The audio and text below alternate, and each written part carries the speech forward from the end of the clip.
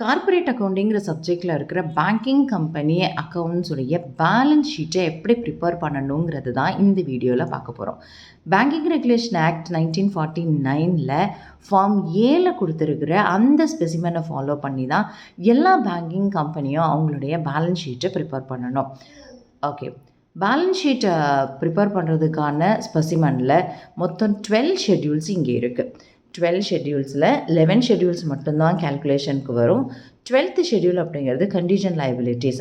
So கண்டிஜன் லைபிலிட்டிஸுங்கிறது schedule number 12 தனியாக போட்டு இது செப்பரேட்டாக காமிச்சு அதில் வரக்கூடிய ஐட்டம்ஸ் எல்லாத்தையும் செப்பரேட் டோட்டலில் காட்டணுமே தவிர இந்த அசட்ஸ் அண்ட் லைபிலிட்டிஸோட அதை ஆட் பண்ணி காமிக்கக்கூடாது. First schedule capital number 1, reserves and surplus number 2, deposits 3, borrowings 4, other liabilities and provisions 5. Capital banking கம்பெனியோட கேபிட்டல் பற்றின இன்ஃபர்மேஷன்ஸ் எல்லாம் ஷெட்யூல் 1ல் காட்டணும். Reserves and surplus balance trial பேலன்ஸ்குள்ளே ரிசர்வ்ஸுங்கிற பேரில் இருக்கிற அத்தனையும் இங்கே தான் எடுத்து எழுதணும். ஓகே, அது கேபிட்டல் ரிசர்வாக இருக்கலாம், ரெவென்யூ ரிசர்வாக இருக்கலாம், வாட் எவர் இட் மேபி, எல்லா ரிசர்வும் இங்கே தான் எழுதணும். சர்ப்ளஸ் கரண்ட் இயரில் கிடச்சா உங்களுடைய ப்ராஃபிட், நாம் ஏற்கனவே profit and loss account prepare பண்ணியிருந்தோம். அந்த ப்ராஃபிட் அண்ட் லாஸ் அக்கௌண்ட்டில் கிடச்சா அந்த ஃபைனல் பேலன்ஸை சர்ப்ளஸ்ன்னு கொண்டு வந்து இங்கே ஆட் பண்ணி காட்டணும். டெபாசிட்ஸு, ஸோ பேங்க்கை பொறுத்தவரையில் கஸ்டமர்ஸுடைய டெபாசிட்ஸை வச்சு தான் பிஸ்னஸே ரன் பண்ணுறாங்க.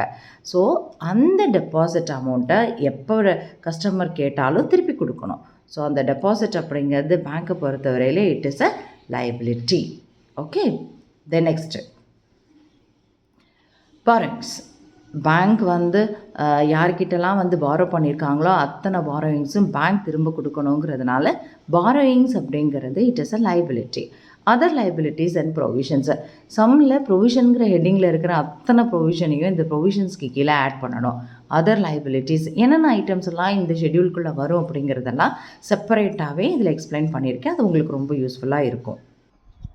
அதோட டோட்டலை காமிச்சிருங்க. டோட்டல் லைபிலிட்டி காலம் அப்படிங்கிறது முடிஞ்சிடும். இப்போ அசட்ஸையும் இதே மாதிரி ஷெட்யூல் பண்ணியிருக்காங்க. ஃபர்ஸ்ட் அசட்ஸ் அப்படிங்கிறது வந்து cash and balance with RBI, அதாவது கேஷ் இன் ஹேண்டும் ஆர்பிஐயில் ஒரு பேங்க் வச்சுருக்கிற அமௌண்ட் டெபாசிட்டாக வச்சுருக்கக்கூடிய அந்த கேஷும் ஷெட்யூல் நம்பர் 6ல் காட்டணும். பேலன்ஸ் வித் பேங்க் அப்படின்னா இதே மாதிரி வேறு ஏதாவது, அதாவது ஆர்பிஐ தவிர வேறு எந்தெந்த பேங்க்லலாம் நம்ம பேங்க் வந்து கேஷ் பேலன்ஸாக வச்சுருக்காங்களோ அதெல்லாம் schedule number 7. And money at call and short notice அப்படிங்கிறது செப்பரேட்டாகவே ட்ரையல் பேலன்ஸில் கொடுத்துருப்பாங்க. அதையும் ஷெட்யூல் நம்பர் 7ல் ஆட் பண்ணணும். Investment schedule number 8, advances 9, fixed asset 10, other asset 11. So இதோட டோட்டல் 2 டோட்டலும் டேலி ஆகணும். இதுதான் பேலன்ஸ் ஷீட்டுடைய ஸ்பெசிமன்.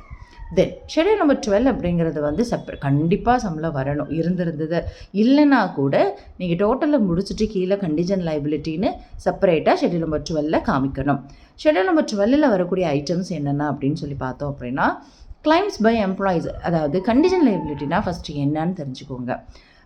ஒரு லைபிலிட்டி, பட் அது லைபிலிட்டியாக இல்லையா அப்படிங்கிறது ஃப்யூச்சரில் தான் எனக்கு தெரியும்.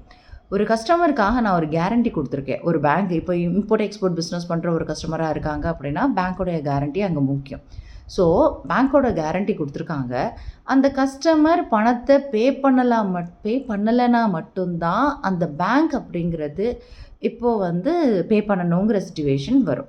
சப்போஸ் அந்த கஸ்டமர் பே பண்ணிட்டாரு அப்படின்னா பேங்க்குக்கு எந்த விதமான லைபிலிட்டியும் கிடையாது. அப்போ கண்டிஜன் லைபிலிட்டி அப்படிங்கிறது it is a future liability. அது லைபிலிட்டியாகவும் இருக்கலாம், இல்லாமலும் இருக்கலாம். அது depends upon the person. Bill for collection, acceptances and endorsement, guarantee கொடுக்கறது, letter of credit, liability for bill டிசார்ட், தென் பில்ஸ் நெகோசியேட்டட், இது எல்லாமே கண்டிஜன் லைபிலிட்டிங்கிற ஹெட்டிங்க்கு கீழே ஆட் பண்ணணும். இதில் என்னென்ன ஐட்டம்ஸ் எல்லாம் உங்களுக்கு சம்பளம் வருதோ அதை எடுத்து இங்கே போஸ்ட் கொடுத்துருங்க. Okay, yes. ஃபர்ஸ்ட்டு இப்போ ஷேர் கேபிட்டல் எப்படி கால்குலேட் பண்ணணும், தென் ரிசர்வ் எப்படி கால்குலேட் பண்ணணுங்கிறத பார்க்கலாம். ஷேர் கேபிட்டலை பொறுத்தவரையில் authorised share capital, issued share capital, subscribed, called up, இந்த மாதிரியெல்லாம் கிளாஸிஃபை பண்ணலாம். ஆத்தரைஸ்டு ஷேர் கேபிட்டல் அப்படிங்கிறது கம்பெனியோட ரெஜிஸ்ட்ரேஷன் டைமில் மேக்ஸிமம் ஒரு கம்பெனி எவ்வளோ ஷேர் கேபிட்டல் வச்சுக்குவேன் அப்படின்னு அவங்க மென்ஷன் பண்ணுறாங்களோ அதுதான் authorised share capital. Authorised share capital அத்தனையும் இஷ்யூ பண்ணணுங்கிற அவசியம் கிடையாது. ஆத்தரைஸ்டு ஷேர் கேபிட்டல் அத்தனையும் இஷ்யூ பண்ணாங்கன்னா ஆத்தரைஸ்டு ஷேர் கேபிட்டலும் இஷ்யூடு ஷேர் கேபிட்டலும் ஒன்று தான். அப்போ நீங்கள் ஏதாவது ஒரு கேல்குலேஷனை வச்சு பண்ணலாம். இப்போ ஆத்தரைஸ்டு ஷேர் கேபிட்டல் அப்படிங்கிறது ஒரு 5 crore, ஆனால் இஷ்யூடு அப்படிங்கிறது ஒரு 3 crore தான். அப்படின்னா ஆத்தரைஸ்டு ஷேர் கேபிட்டலை கேல்குலேஷனில் எடுக்கக்கூடாது. இஷ்யூடு ஷேர் கேபிட்டலை வச்சு தான் நீங்கள் சம்மை கண்டினியூ பண்ணணும். இஷ்யூ பண்ண அத்தனை ஷேர் கேபிட்டல் சப்ஸ்கிரைப் ஆகணுங்கிற அவசியம் கிடையாது. நான் 3 கோடி ரூபாய்க்கு ஷேர் கேபிட்டலை இஷ்யூ பண்ணியிருக்கேன், ஆனால் சப்ஸ்கிரைப் ஆனது 2 கோடி தான். அப்படின்னா இப்போ எனக்கு இஷ்யூடு ஷேர் கேபிட்டல் வராது. நான் எதை தான் எடுக்கணும் அப்படின்னா சப்ஸ்கிரைப்டு ஷேர் கேபிட்டலை தான் நான் எடுக்கணும். இப்போ சப்ஸ்கிரைப் பண்ணிட்டாங்க, 2 கோடி ரூபாய்க்கு ஷேர் கேபிட்டல் அப்படிங்கிறது சப்ஸ்கிரைப் ஆகிடுச்சு. ஆனால் கம்பெனி இது வரைக்கும் கால் பண்ணது, அதாவது கால்டப் கேட்டது ஒரு 1.5 crore அப்படின்னா கேல்குலேஷனில் சப்ஸ்கிரைப்டு எடுக்கக்கூடாது. கால்டப் ஷேர் கேபிட்டலான இந்த 1.5 வச்சு தான் சம்மை கண்டினியூ பண்ணணும். நான் கேட்டுட்டேன் என்னுடைய சப்ஸ்கிரைபர்கிட்ட, நீங்கள் ஷேர் கேபிட்டலை இவ்வளோ அமௌண்ட் தரணும்னு கம்பெனி கேட்டுட்டு. ஆனால் கம்பெனி கேட்டும் ஷேர் ஹோல்டர்ஸ் பணம் தரல அப்படின்னா அவங்க தராத அந்த பணம் தான் கால்ஸ் இன் அரியர். அப்போ கால்டப் ஷேர் கேபிட்டலில் இருந்து கால்ஸ் இன் அரியரை லெஸ் பண்ணணும். அவங்க பணம் தரலைங்கிறதுனால அந்த ஷேர் எல்லாத்தையும் கம்பெனி ஃபர்ஃபீட் பண்ணுறாங்க அப்படின்னா மறுபடியும் இந்த ஷேர் கேபிட்டலுக்கான அமௌண்ட்டு கம்பெனிக்குள்ளே வருது. ஸோ இது இட் இஸ் அ ப்ராஃபிட். அப்போ இந்த ஃபர்ஃபீட்டட் ஷேர்ஸ் எல்லாத்தையும் மறுபடியும் ஆட் பண்ணிக்கணும். ஓகே, ஸோ இதெல்லாம் உங்களுக்கு தெளிவாக புரிஞ்சிருக்கும்னு நினைக்கிறேன். எதை ஆட் பண்ணணும், எதை ஸ்கிப் பண்ணணும் அப்படிங்கிறத. ஸோ கால்ஸ் இன் அரியரை லெஸ் பண்ணிக்கணும், ஃபர்ஃபீட்டட் ஷேர்ஸை ஆட் பண்ணிக்கணும். வரக்கூடிய பேலன்ஸை ஷெட்யூல் நம்பர் 1க்கு எடுத்துகிட்டு போயிடணும். Schedule number 2 reserves and surplus. சம்மில் ரிசர்வ்ங்கிற பாட்டில் என்னெல்லாம் கொடுத்துருக்காங்களோ அத்தனை ரிசர்வும் இங்கே தான் வரணும். ஏற்கனவே நம்ம ப்ராஃபிட் அண்ட் லாஸ் அக்கௌண்ட்டில் ஒரு 25% ஸ்டாச்சுட்டரி ரிசர்வாக அங்கே க்ரியேட் பண்ணி வச்சுருக்கோம். அதை இங்கே ட்ரான்ஸ்ஃபர் பண்ணணும். இதை தவிர ரெவன்யூ ரிசர்வ், கேபிட்டல் ரிசர்வ்னு கொடுத்துருந்தாங்கன்னா அது இங்கே எடுத்துக்கணும். கரண்ட் இயர் ப்ராஃபிட்டை ஷெட்யூல் நம்பர் 2க்கு தான் நீங்கள் ட்ரான்ஸ்ஃபர் பண்ணணும். தென் ஷேர் ப்ரீமியம். ஷேர்ஸை அந்த பேங்கிங் கம்பெனி ப்ரீமியத்தில் இஷ்யூ பண்ணாங்கன்னா அந்த ப்ரீமியம் அமௌண்ட்டை மட்டும் இங்கே எடுத்துகிட்டு போஸ்டிங் கொடுக்கணும். ஓகே, ஸோ இதோடைய டோட்டல் தான் ரிசர்வ்ஸ் அண்ட் சர்ப்ளஸில் காட்டணும். Schedule number 3 டெபாசிட்ஸை. சம்மில் டெபாசிட்டுங்கிற வார்த்தையில் இருக்கிற அத்தனையும் இந்த டெபாசிட் ஹெட்டிங் கீழே கொண்டு காட்டணும். அதில் டைப்ஸ் ஆஃப் டெபாசிட்ஸ் என்னெல்லாம் அப்படிங்கிறத நான் நோட் பண்ணியிருக்கேன், ஞாபகம் வச்சுக்கோங்க. அடிஷ்னலாக கேஷ் சர்டிஃபிகேட்ஸை சில இடத்துலலாம் இப்போ போஸ்ட் ஆஃபீஸ்லலாம் டெபாசிட் ஸ்கீம்ஸ் அப்படிங்கிறது கேஷ் சர்டிஃபிகேட் ஃபார்மேட்டில் தான் இருக்கும். So it is also a kind of deposits. Then schedule number 4 borrowings from RBI and other banks. அதாவது பாரோ பண்ணுறதுனா கடன் வாங்குறது. அந்த கடனை இவன் ஆர்பிஐலேருந்து வாங்கியிருக்கலாம், இல்லை வேறு ஏதாவது பேங்க்ஸ்லேருந்தும் வாங்கியிருக்கலாம். அது இன்சைடு இந்தியா, அவுட் சைடு எங்கே வாங்கினா என்ன, பாரோயிங்ஸ் தான். ஸோ எந்த மாதிரியான பாரோயிங்ஸ் கொடுத்துருந்தாலும் அது ஷெட்யூல் நம்பர் 4ல் ஆட் பண்ணணும். தென் ஷெட்யூல் நம்பர் 5 அப்படிங்கிறது என்ன, அதர் லைபிலிட்டிஸ் அண்ட் ப்ரொவிஷன்ஸு. இங்கே ஆட் பண்ணாத வேறு என்னென்ன லைபிலிட்டிஸ் எல்லாம் நம்ம ஸ்கிப் பண்ணியிருக்கோமோ அத்தனை லைபிலிட்டிஸும் இந்த அதர் லைபிலிட்டிஸ் கீழே தான் காட்டணும். ப்ரொவிஷன்ஸ் அப்படிங்கிறது செப்பரேட்டாக சம்மில் என்னென்ன மாதிரியான ப்ரொவிஷன்ஸ் கொடுத்துருக்காங்களோ அத்தனை ப்ரொவிஷன்ஸையும் இங்கே தான் ஆட் பண்ணணும். So rebate on bills discounted, trial பேலன்ஸில் கொடுத்துருக்குற ரிபேட் ஆன் பில்ஸ் டிஸ்கவுண்டடை இங்கே எழுதணும். Bills payable, inter company adjustments. இதை பொறுத்தவரையில் நான் அசட் சைட்லேயும் அதர் அசட்ஸில் போட்டிருப்போம். ஏன் அப்படின்னா இங்கே கிரெடிட்னு கொடுத்துருந்தா அது லைபிலிட்டி, ட்ரையல் பேலன்ஸில் டெபிட் சைடில் கொடுத்துருந்தா அதை அசட்டில் எடுத்துகிட்டு போயிடணும். Okay, then bank draft payable, telegraphic transfer, claim and unclaimed dividend, sundry creditors, interest accrued, pension fund. So இந்த மாதிரி ஐட்டம்ஸ் எல்லாத்தையும் நீங்கள் பார்த்து வச்சுக்கோங்க. எப்பயுமே ஒரு சம்மை நாங்கள் போடுறோம் அப்படின்னா நீ என்ன பண்ணணும் அப்படின்னா அந்த சம்மை சும்மா ஒரு வீடியோ பார்க்குற மாதிரி, ஒரு ஃபோட்டோ ஆல்பம் பார்க்குற மாதிரி பார்க்கக்கூடாது.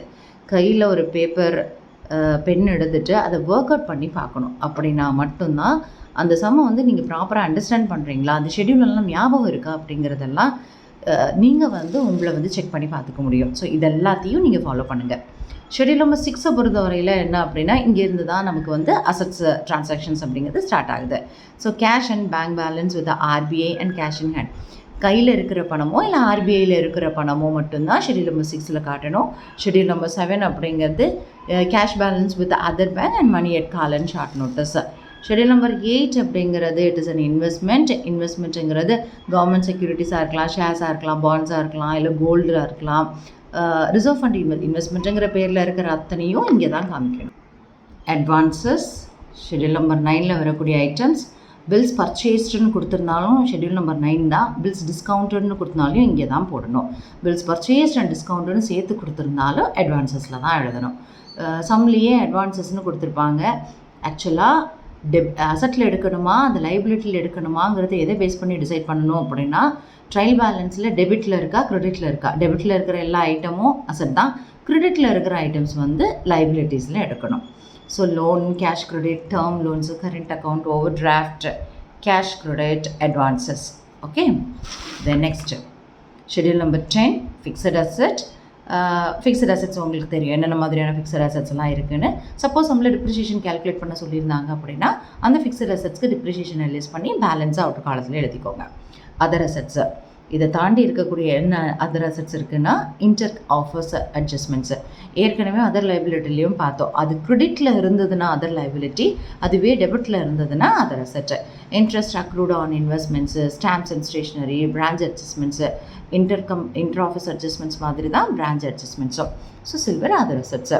ஏற்கனவே ஷெட்யூல் நம்பர் 12 என்னென்ன ஐட்டம்ஸ்லாம் வருங்கிறத ஆல்ரெடி நான் எக்ஸ்பிளைன் பண்ணிட்டேன். ஸோ நல்ல ஸ்பெசிமென் படித்து வச்சுக்கோங்க.